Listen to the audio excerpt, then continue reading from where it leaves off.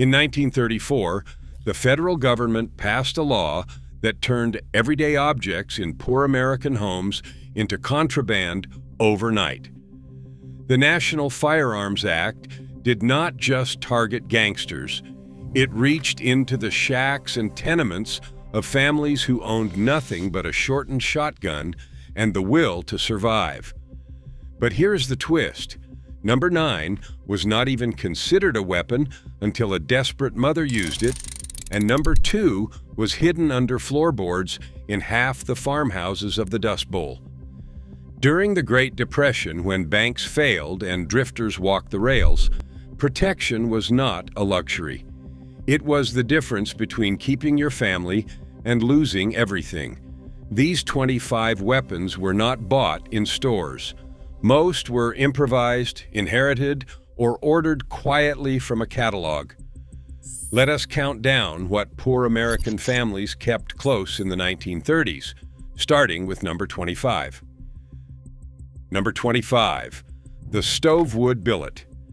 In the poorest homes, protection cost nothing at all. It was simply a length of split hickory or oak pulled from the woodpile and stood behind the kitchen door. Every farmhouse and tenement flat had one, worn smooth at one end, where a hand had gripped it 1,000 times. When a stranger knocked after dark, and in the Depression strangers knocked often, drifters, tramps, men riding the rails looking for work, or worse, the woman of the house reached for that billet before she reached for the latch. It weighed a few pounds, swung easy, and cost a family nothing but the trouble of splitting it. Oral histories from the Dust Bowl recall children knowing exactly which stick was the door stick and knowing never to burn it. It was not a weapon anyone bought. It was one every home already owned. Number 24, the cast iron skillet. It fried the morning eggs, baked the cornbread, and in a bad moment it did far more. A Griswold or Wagner skillet weighed 4 or 5 pounds of solid iron, and in a kitchen where a woman spent most of her waking hours, it was always within arm's reach. Families in the 1930s could not afford to replace a skillet, so they bought one good pan and kept it for a lifetime, seasoning it black and passing it to a daughter. That same heft that held heat so evenly made it the last line of defense when a man came through the door uninvited. Oral histories are full of grandmothers who kept the peace with a fry pan, told half in humor and half in earnest. It cost around $1 new from the hardware store, and it protected the home long after supper was cleared. Number 23, the fireplace poker.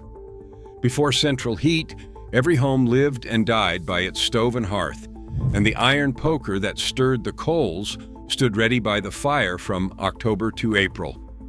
Long, black, and pointed, it was the natural thing to snatch up when a noise came in the night.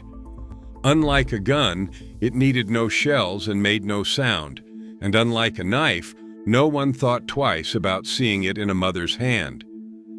In coal country homes, the stove hook and ash rake served the same double purpose, hanging on a nail beside the firebox.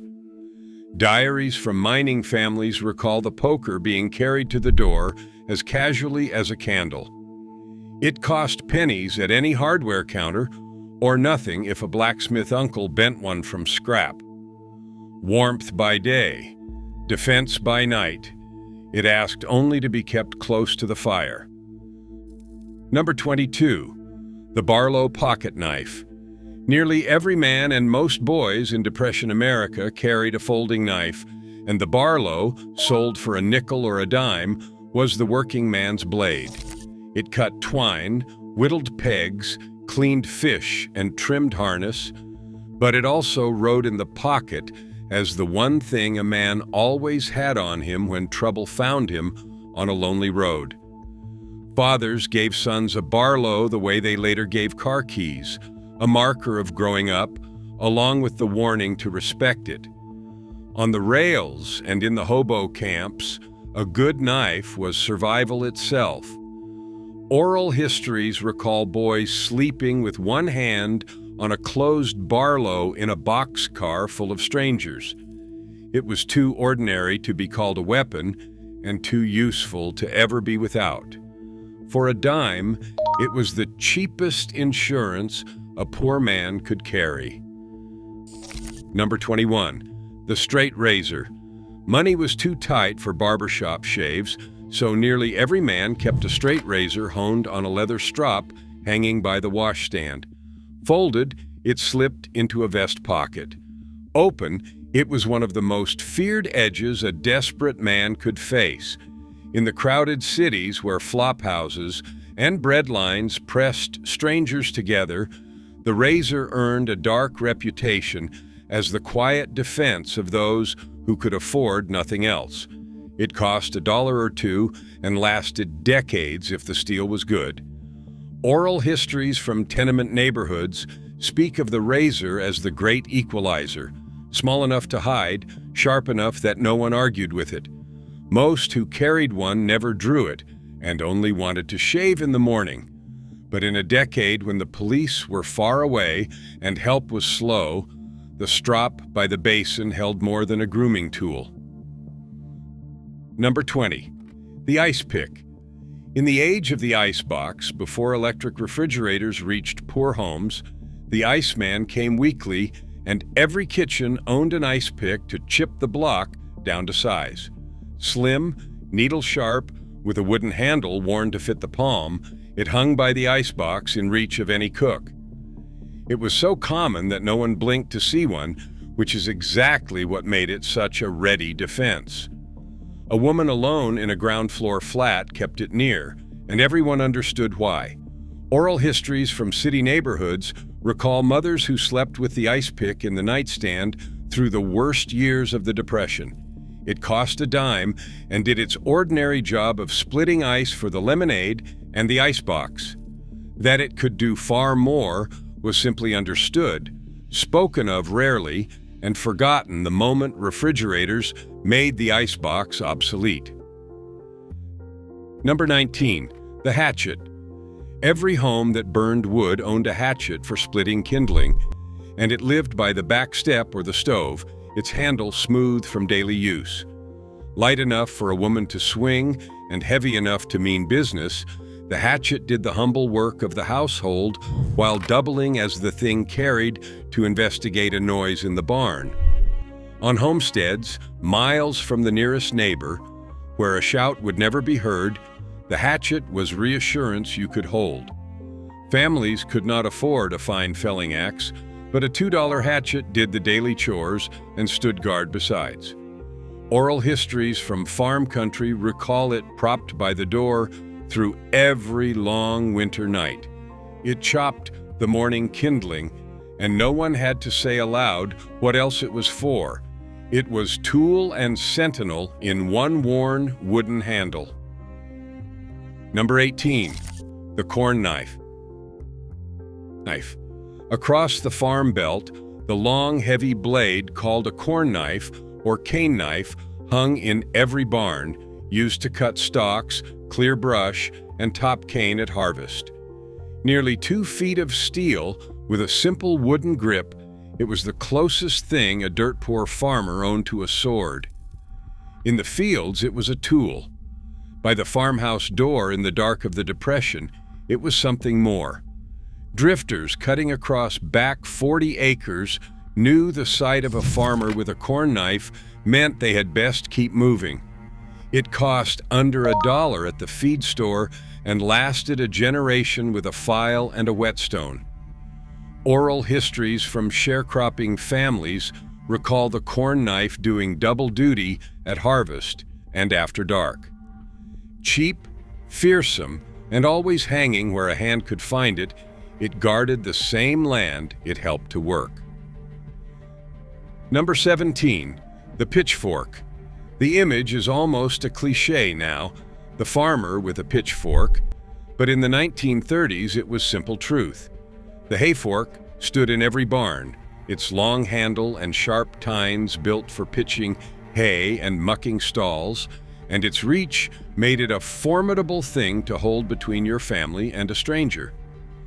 A man on a foreclosed farm, watching bankmen or thieves come up the lane, could put 4 feet of distance and 4 steel points between himself and trouble.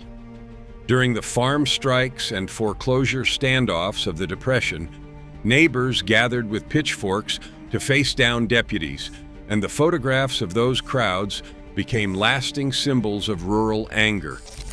A fork cost $1 or $2 and worked every day of the year. Oral histories recall it as the weapon a farmer never had to explain, standing exactly where it always stood in the corner of the barn. Number 16, the scythe and sickle.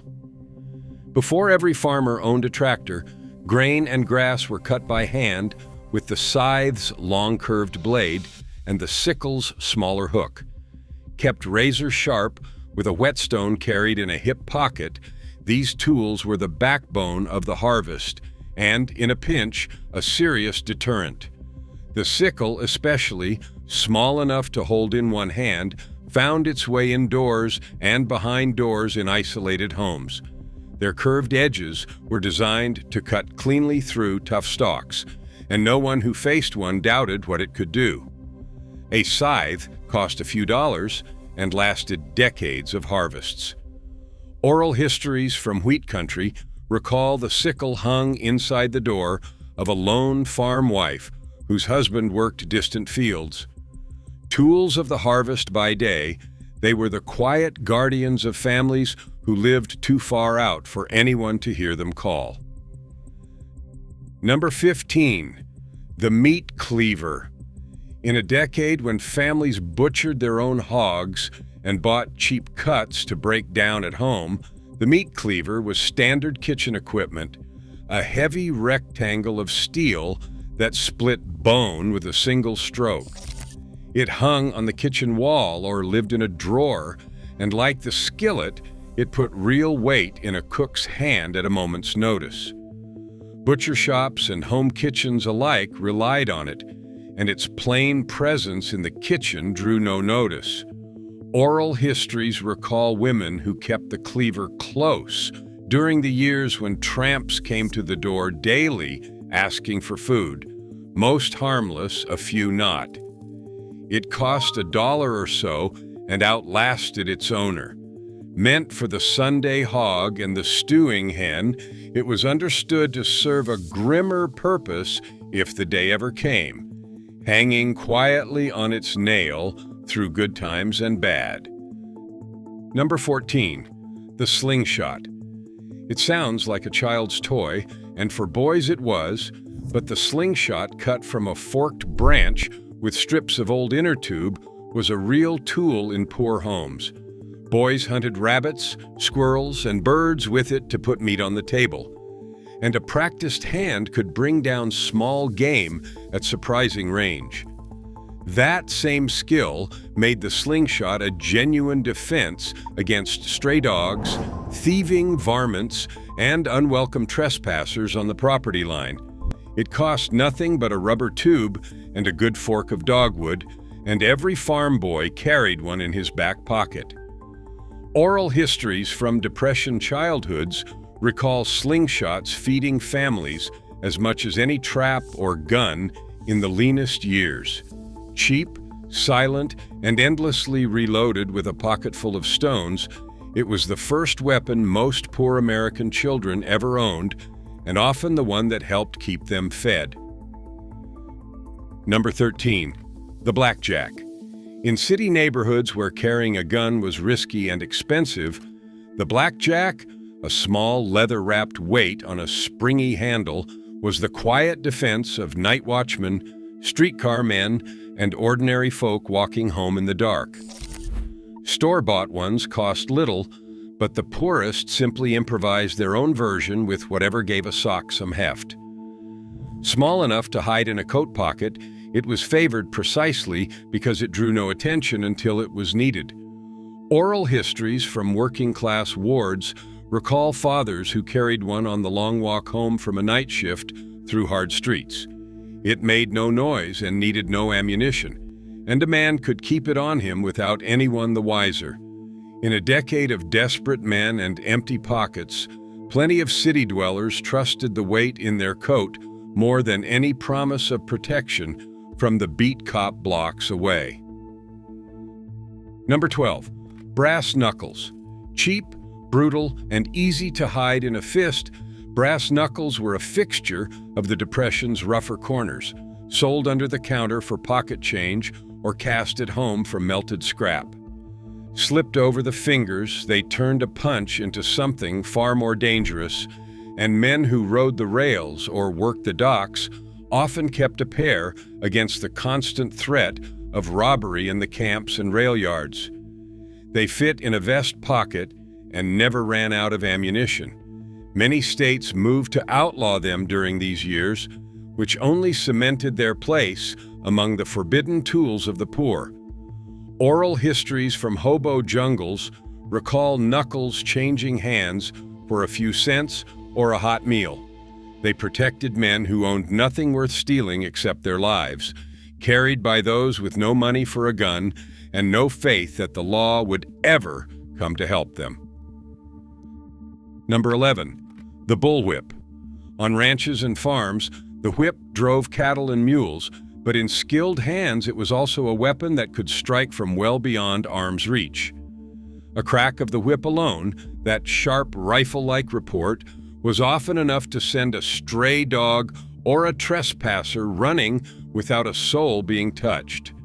Ranch families in the West and cattle country kept a whip coiled by the door as naturally as a rope, and a hand skilled with one commanded real respect. It cost a few dollars from the harness maker and lasted for years of hard use. Oral histories from ranch country recall the whip as the tool that could warn, herd, or defend depending on the need. Most of the time it moved stubborn stock across a dusty lot. But everyone within earshot understood that the same crack could be turned outward if the moment ever demanded it. Number 10. The baseball bat.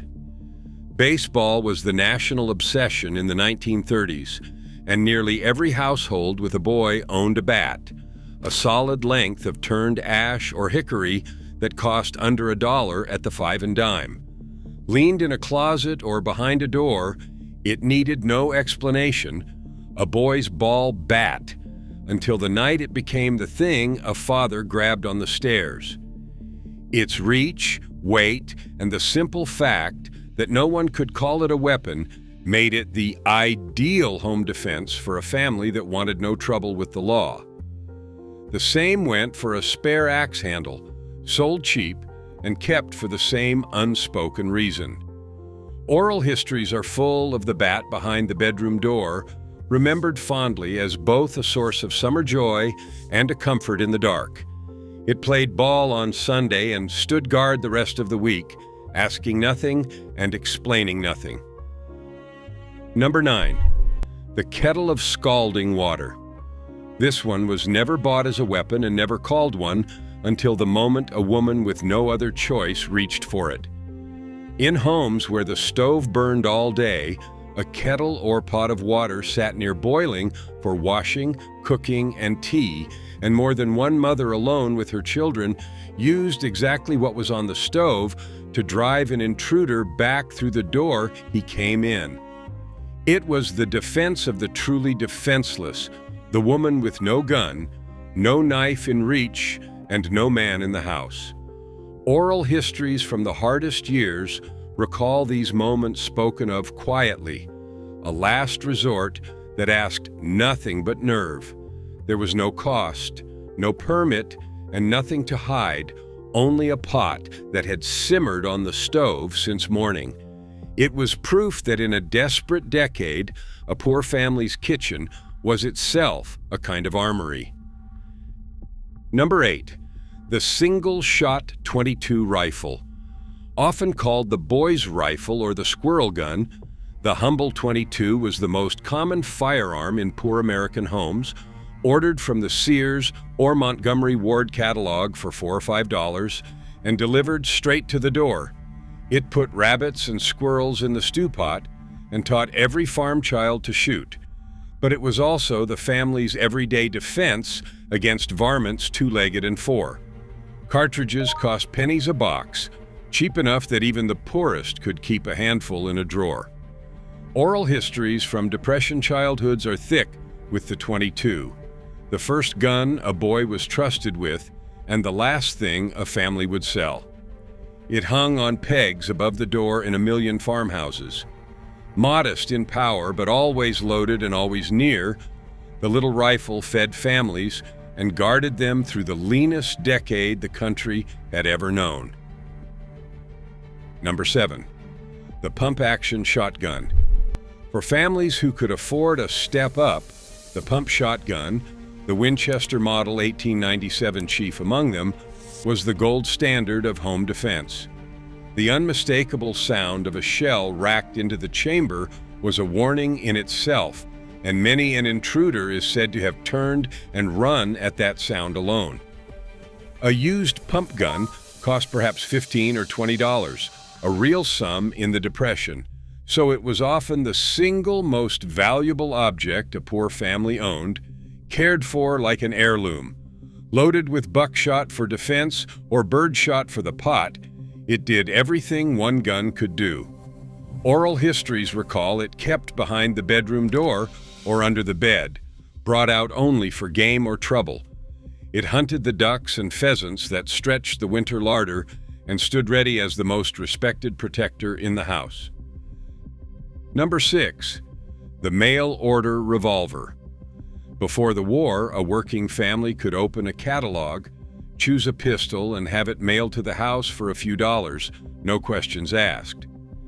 The cheap suicide special revolvers, made by Ivor Johnson and Harrington and Richardson, sold for $2 or $3, putting a handgun within reach of nearly anyone. Small enough for a nightstand drawer or an apron pocket, the revolver was the defense of the city dweller and the farm wife alike, simple to use and always ready. Oral histories recall these little guns, tucked in bureau drawers, half forgotten until a bad night made them the most important object in the house. They were not fine weapons and were often unreliable, but they were what the poor could afford. For the price of a day's wages, a family could own the great equalizer that no fist or club could match, waiting quietly in the dark. Number 5. The lever-action Winchester. No rifle is more woven into the American story than the lever-action Winchester, and by the 1930s, the .30-30 was the working rifle of farm and frontier alike. Passed down from a father who bought it new decades before, it took deer for the winter meat, dispatched livestock, and stood as the serious answer to serious trouble. Its reach and power dwarfed the little .22, and a family that owned one owned real protection against anything the isolated countryside could send up the road. Oral histories from ranch and mountain country recall the Winchester over the mantel, as much a member of the household as a portrait of grandfather. A used one might cost $15, saved for over months. Reliable, powerful, and often older than the man who carried it, the lever gun fed families across generations and guarded the long, lonely miles where help was a distant hope. Number 4. Rock salt shotgun loads. Not every family wanted to answer a trespasser with lethal force, and the old practice of loading a shell with coarse rock salt gave them a fierce but rarely deadly way to drive one off. A blast of salt at a distance stung like fire, more than enough to send a chicken thief or an orchard raider scrambling over the fence, without the weight of a killing on anyone's conscience. Farmers guarding gardens and hen houses in the hungry years favored it precisely because it warned rather than killed. Oral histories from farm country are full of the salt load, remembered with a kind of grim humor as the punishment for a boy caught stealing watermelons. It cost almost nothing to keep a few on hand. In a decade when desperate people took desperate risks to eat, the salt load let a family protect what was theirs while stopping short of the graveyard. Number 3. The sawed-off shotgun. Here is the truly forbidden one. Long before 1934, hard-up families shortened the barrels of old shotguns to make them handier in a wagon, a barn, or a cramped cabin, a common enough practice on the frontier. Then came the National Firearms Act of 1934, passed in the era of Dillinger and Bonnie and Clyde, which taxed and registered short-barreled shotguns so heavily that the poor could never comply. Overnight, a gun that had hung in countless homes for decades became contraband, and families who could not afford the steep federal stamp simply hid theirs and said nothing. Oral histories recall the short gun kept quiet after the law changed, spoken of only within the family. It had been a practical tool of poverty, easy to store and quick to reach. The government called it a gangster's weapon. In the shacks and hollows, it had only ever been the poor man's protection. Number 2. The Great War Relic. In half the farmhouses of the Dust Bowl, hidden under a floorboard or wrapped in oilcloth in a trunk, lay a weapon a father or uncle had carried home from the trenches of the First World War. A .45 caliber automatic pistol slipped into a duffel, a bayonet, a trench knife, sometimes a war souvenir rifle. These came home with a generation of doughboys and became the secret arsenal of Depression families. Too valuable and too meaningful to sell even in the worst years, they were kept out of sight and brought out only in dire need. Oral histories recall grandchildren learning only decades later that grandfather's old service pistol had ridden out the Depression beneath the bedroom floor. Battle-proven and utterly reliable, these relics of one hard chapter of American life stood guard through another, the quiet inheritance of men who had already survived far worse than any drifter at the door. Number 1. The shotgun behind the front door. If one weapon defined the poor American home in the 1930s, it was the plain, single-shot, break-action shotgun ordered from the catalog for $5 or $6 and standing in the corner behind the front door of farmhouse and shack alike. Nearly every family had one.